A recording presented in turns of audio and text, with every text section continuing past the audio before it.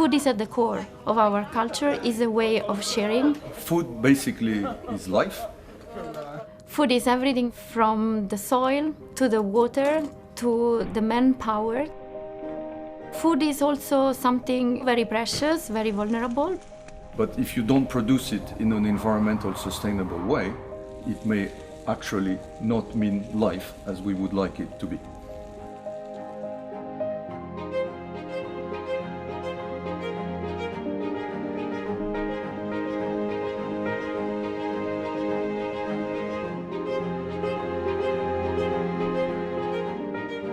Right now, we have a hugely inefficient system.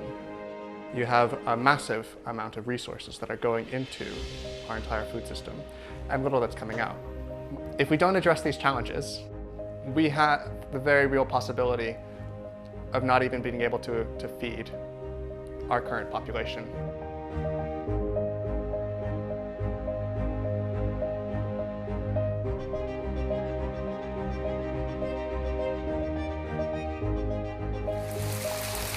The planet cannot take the increase of intensive agriculture anymore. Life will change and the industry will change and some parts of the chain may disappear. We need to do something about our future. We need to start taking care of this planet. We're just on the verge of the next revolution and it's going to transform farming forever.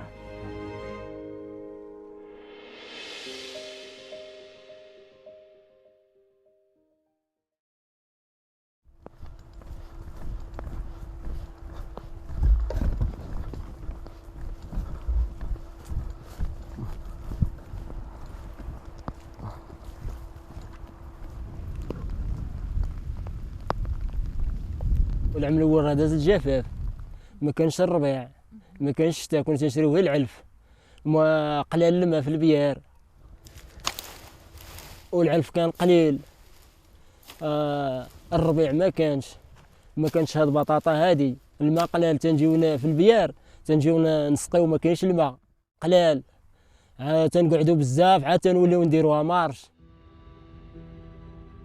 Climate change will impact strongly and very adversely on low latitude areas.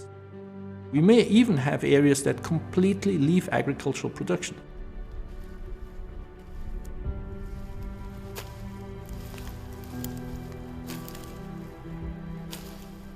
It takes a very long time, 500 years, to produce just an inch of topsoil.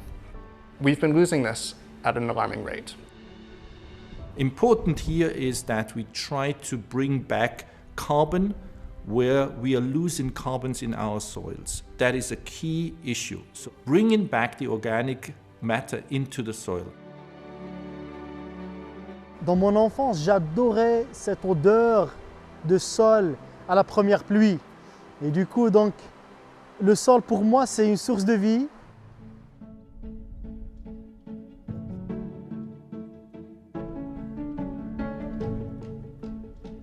Nous, on essaie de revaloriser ces déchets et de rendre les déchets, en les transformant, les rendre à la terre. Le processus de fabrication de compost ou bien d'engrais organiques, c'est pas sorcier. On mélange plutôt ces matières animales et végétales. On laisse maturer pendant 2-3 semaines et puis après on ensâche.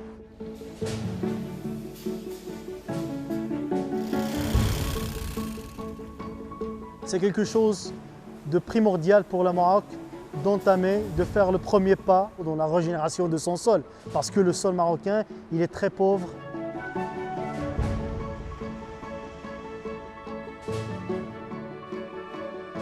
We have one of the best soil and climate conditions to produce grains with low cost base. We need to create the digital system to control this business, to make it sustainable. What precision farming is allowing us to do today with the technology, it's applying what inputs are needed in the amounts that they're needed, when they're needed.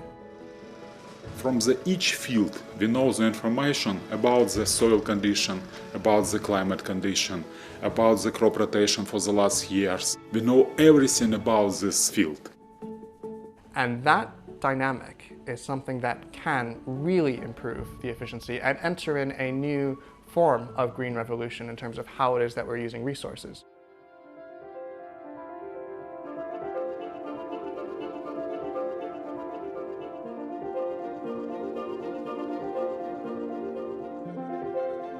With regard to agriculture, satellites can do a lot.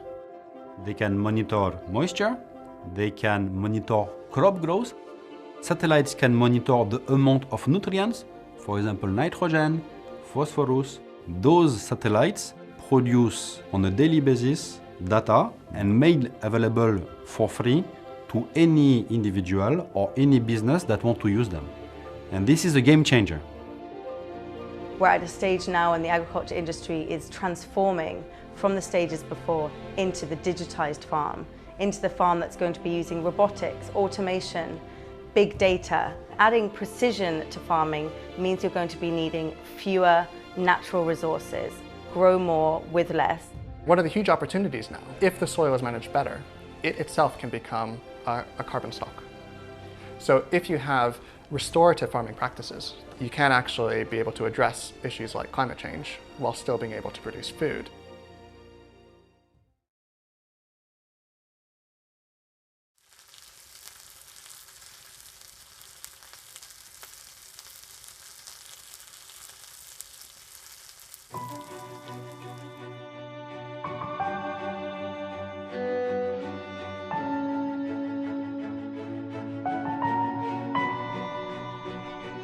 The future of food will be driven by the need for proteins. This is going to be a major factor. And the way we produce protein is going to have a major impact on the environment itself. The cow has two major issues. One is it's very inefficient in producing food. We have to pour 8 times as much food in a cow as that we get out. The second is it's a ruminant, and ruminants produce a lot of methane. And methane is a very important greenhouse gas. There are certainly very interesting startups that are taking place, whether it's going to be the meat-free burger or whether it's going to be algae or insects that occupy the alternative protein space. Here at Maastricht University in the Netherlands, we have decided to use medical technology and stem cells to produce meat.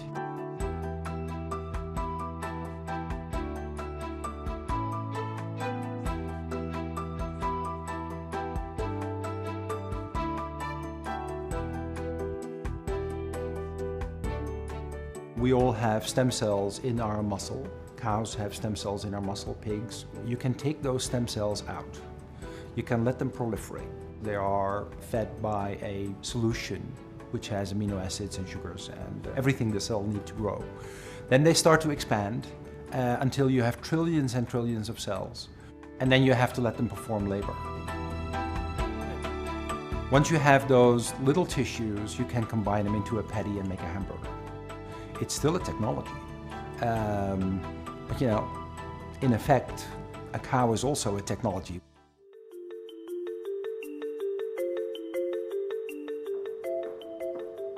At Wageningen University, we started working with microalgae already 20 years ago. They are photosynthetic microorganisms, so it's just look at them as being very small plants. They use carbon dioxide and light and water, and they convert this into biomass, into proteins, into sugars, and into lipids. And they do it this in an efficient way. With the current food production that we have to be open to new products because there will not be enough to supply our needs.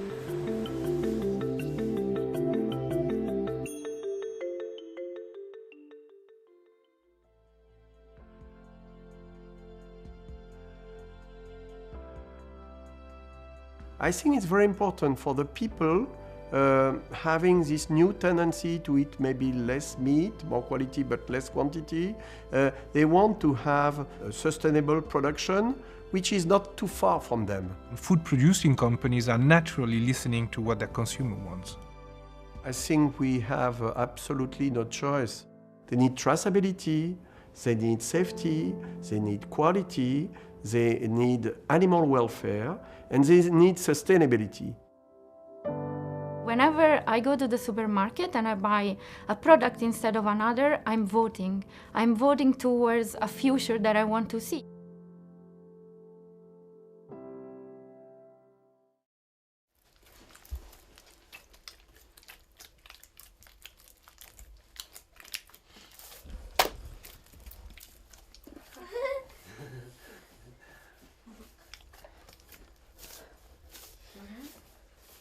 تطلق تجمعيه وتديريه تخبزي، وإلا كان قاصح كتبقى عليه تيرطاب، ديري له شوية الزيت وتخليه يطلق صافي تبداي تخبزي.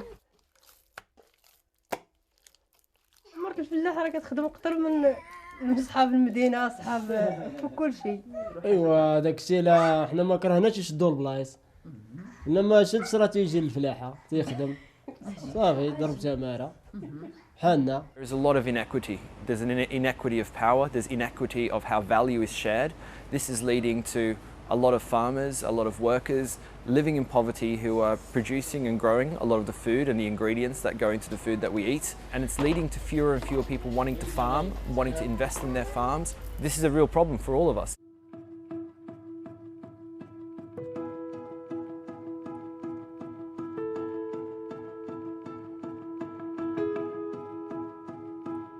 And it's not only drones, robotics, big data that will bring about the change. Farmers need access to new information, know-how, new business ideas to change the way they're doing things. And that is how we can empower them. We're just at the cusp of a huge change in the food system. There are startups that are trying to bring agriculture into the 21st century. So they're trying to digitize the farm by giving them data tools to capture data off the farm and give them more information about how to grow their food more sustainably. What we're going to see now in this transition is going to be young people using data and information and technologies in ways that weren't even conceived of 20, 30 years ago.